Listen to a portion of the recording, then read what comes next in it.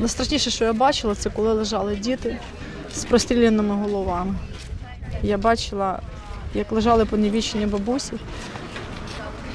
роздягнені хлопці наші, голі.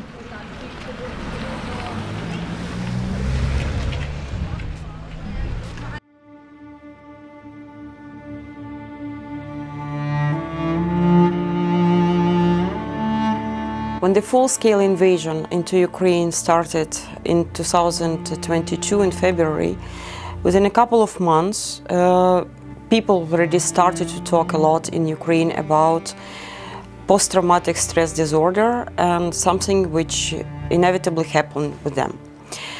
We would like to explore this problem and to show that probably a number of stereotypes about post-traumatic stress disorder and how it will be involved in Ukraine actually will take place. And the main reason for this film is actually to make it educatory for all the populations in Ukraine to understand what the real problem is, how to handle PTSD, how to interact with people who have PTSD and not be afraid of them, not to have the stigma.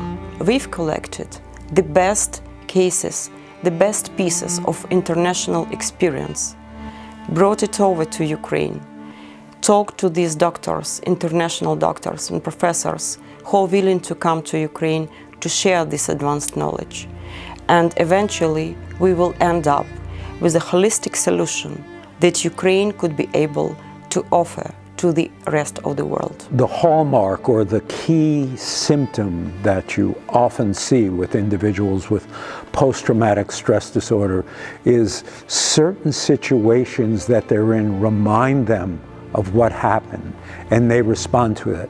They either respond to it with fear or anxiety, or they respond to it with a great deal of irritability or anger. It affects your thinking, it affects you physically, it has an overwhelming experience to your body and your mind. I think this project is absolutely vital right now for Ukraine. I think the significance of the problem is going to be huge in relation to the uniqueness of this war. Post-traumatic stress disorder is a normal reaction to an abnormal event.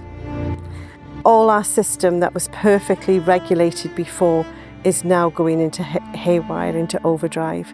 PTSD, complex PTSD, has the largest biological underpinning than any other mental health disorder because of this root cause of dysregulation as a result of this. Our DNA sequencing is changed as a result of this level of dysregulation, and we will now pass on those autoimmune diseases down to our family, down to our children.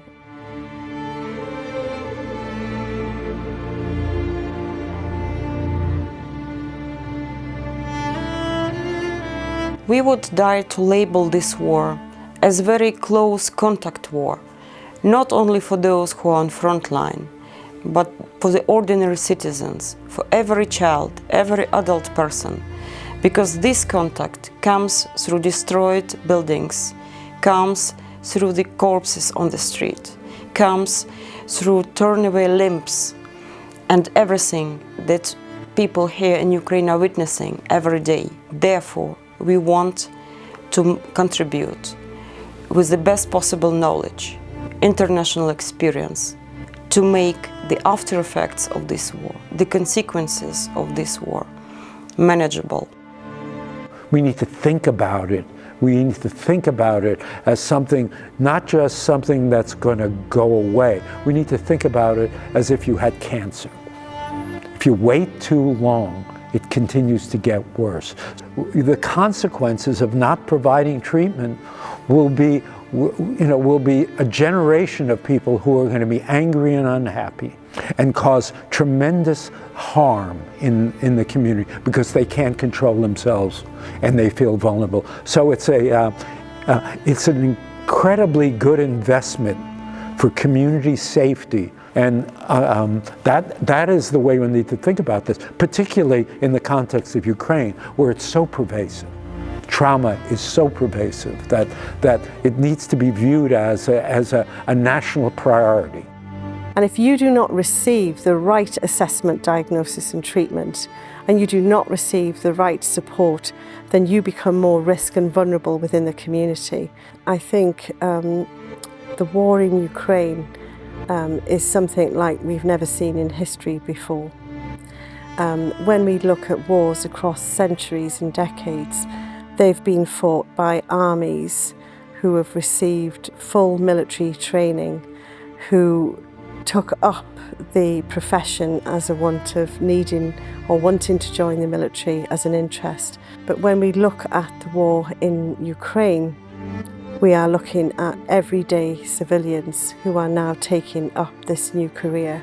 So I think the scale here in Ukraine is going to be far more higher than ever seen around the world in any conflicts that's ever happened.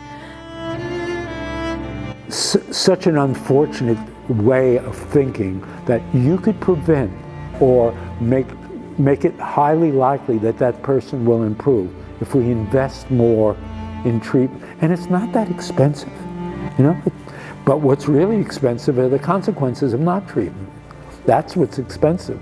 If you don't, there is going to be an epidemic of children who have experienced trauma.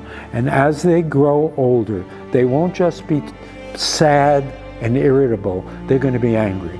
No doubt it should be looked at, because the children in Ukraine are living in a circumstance where the future is unpredictable. There are all these things going on in terms of the war outside. The sense of vulnerability that a parent can't necessarily protect someone from a drone flying overhead and drop. This ongoing sense of vulnerability and anxiety. It would be unfair and untrue to just reassure them that everything's going to be all right, because we don't know everything, but we'll do everything we're going to possibly can to protect you. No. So it's all hard to do, but denying talking about it, trying to make it go away, undermines an ability to deal with it effectively.